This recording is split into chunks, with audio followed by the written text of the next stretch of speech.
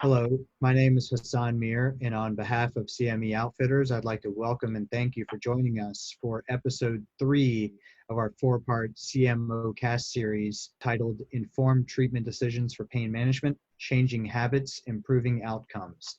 And today's episode is titled Myth Busting About NSAIDs and Bone Health.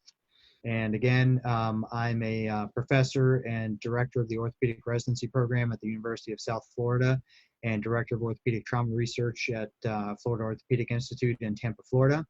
And I have the pleasure of being joined today by Dr. Kevin Gebke, who's the chair of the Department of Family Medicine at Indiana University School of Medicine in Indianapolis. So Kevin, welcome and thanks for joining me.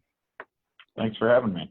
So our learning objective for this section will be to apply evidence and guideline recommendations that support non-opioid pain management.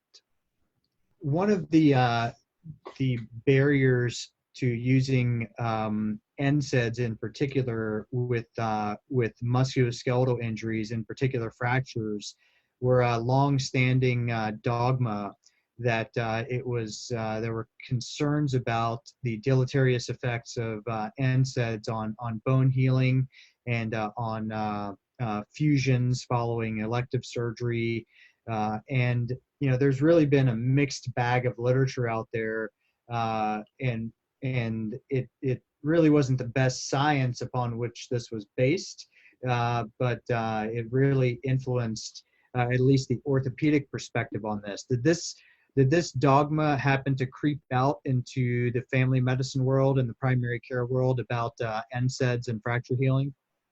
It absolutely did, and it's somewhat ironic that you use the term dogma, because I think it was animal studies that all of this science was based on.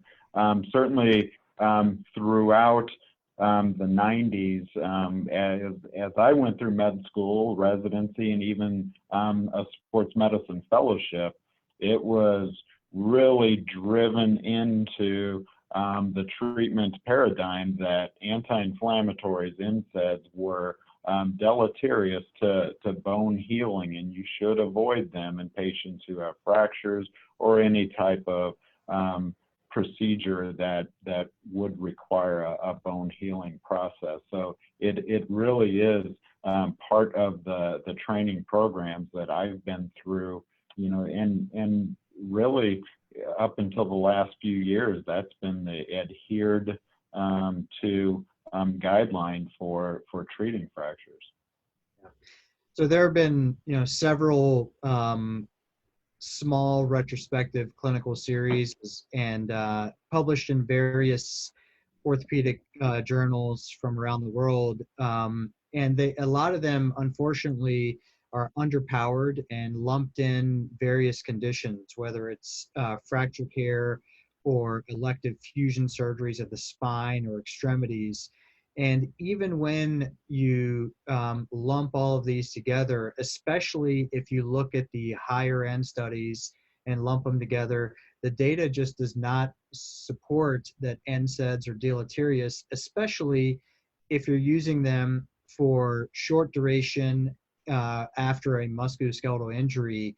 The data just doesn't support that there's a risk. What certainly is overwhelmingly supported by data is that opioids, when used, can easily lead to addiction, non-medical use, and death. And I think that if you're going to worry about something, I'd worry about death much more than I'd worry about non-union of a fracture. Non-union of a fracture, it occurs. It's multifactorial. There are a lot of different things that go into it. But being an orthopedic trauma surgeon who specializes in treating patients with fracture non-unions as part of my practice, even my non-union patients, I'll put a majority of them on NSAIDs when I'm treating them surgically for a non-union. That's fairly ironic that the outcome that you're most concerned about, I think that tells me that you're very confident with the literature at this point, and that NSAIDs are the safer alternative and aren't likely to delay that healing process.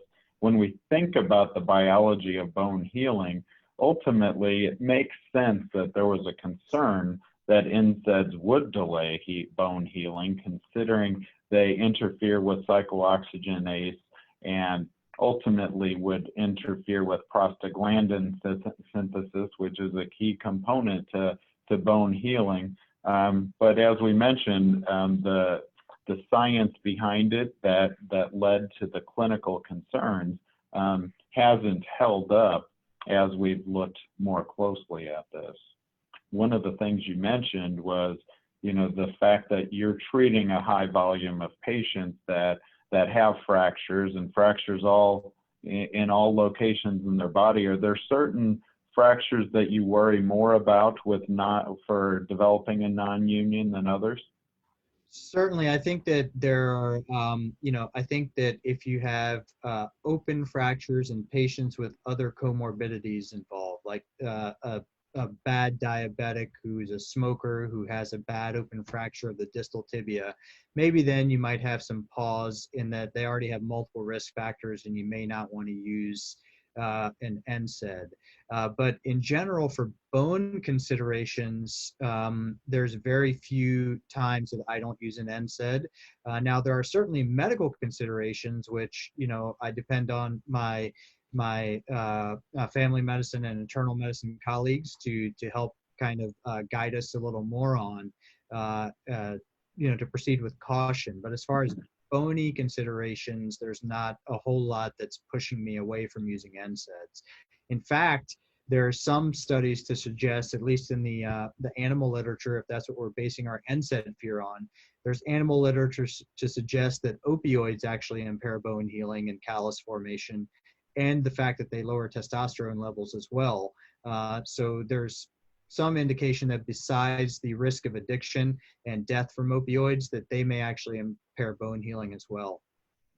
Right, and you mentioned the medical concerns. We're certainly fearful of the effects of people who are at risk for GI bleed, people who have had issues with renal function. You mentioned the bad diabetic patients. We're always trying to avoid nephrotoxic drugs with those patients. But, I couldn't agree with you more that when we look at that risk assessment and the risk benefit, certainly the risk is much smaller in this group when we think about the impact of using opioids as opposed to NSAIDs. Do you want to talk a little bit about the specific reviews that led to the basis for your thinking? Sure. So there are a few different articles review articles that have come out even within the last year that are kind of a mixed bag on the literature. Again, if you look at the source articles upon which the meta-analyses were based, though, they tend to lump together outcomes of fusion, fracture, and various different regimens of opioids. But I think the take-home message, no matter which meta-analysis you look at, is that if you're using NSAIDs, and you're not using them in really high doses and not using them for really long term, that short courses of NSAIDs in reasonable clinical doses have not been shown at all in any meta-analysis or single series to increase the risk of non-union. When you have your bad trauma patients that, we know that traumatic recovery puts people at risk for GI bleeds, do you take precautions in any way as far as GI protection, or do you treat those patients any differently than an acute fracture that doesn't necessarily have that high trauma background? We do, and most of our multi-system trauma patients are admitted to our trauma surgical service, and especially the really badly injured ones are in the trauma ICU, and they're all managed with GI precautions, with medications, and we're checking H&H and hemoglobin and hematocrit, and making sure that these patients are not at increased risk. We're checking their renal function, making sure that they're normotensive. So yeah, we certainly take precautions in our polytraumatized patients, as well as those geriatric patients who happen to have multiple comorbidities or GI or renal dysfunction that would put them at increased risk. We also co-manage those patients with our medical colleagues to make sure we're not putting people in harm's way. Yeah, I think that's one of the key pieces. I think there's an opportunity for us to build upon that GI protective concept in patients who aren't necessarily level 1 trauma in an intensive care unit, but we also have to think about that for our patients who have had some of those other risk factors identified. You mentioned a couple of times that dialogue and that collegial relationship with the medical side. And, while I get complaints on a daily basis about the electronic medical record from our docs that want to go back to being able to see more patients in a more, in their mind, more efficient manner, that really is the beauty of the electronic medical record, being able to have that immediate dialogue, being able to have immediate access to our specialty colleagues. And ultimately, I think that develops that framework where we can feel a lot more comfortable. I think we've mentioned some of the risk factors for people that we need to really be careful of as far as using NSAIDs and certainly proceeding with caution. We talked about renal patients, anybody with compromised renal function, especially folks with diabetes, people with cardiovascular disease. We want to think about that risk versus benefit profile there. People who have had previous GI bleeds, whether they be upper or lower GI bleeds. You mentioned our patients over age 65 are at an increased risk, and not all 65-year-olds are created equal. I take care of many that are in much better shape than I am, and some that are very frail, and we worry a lot more about.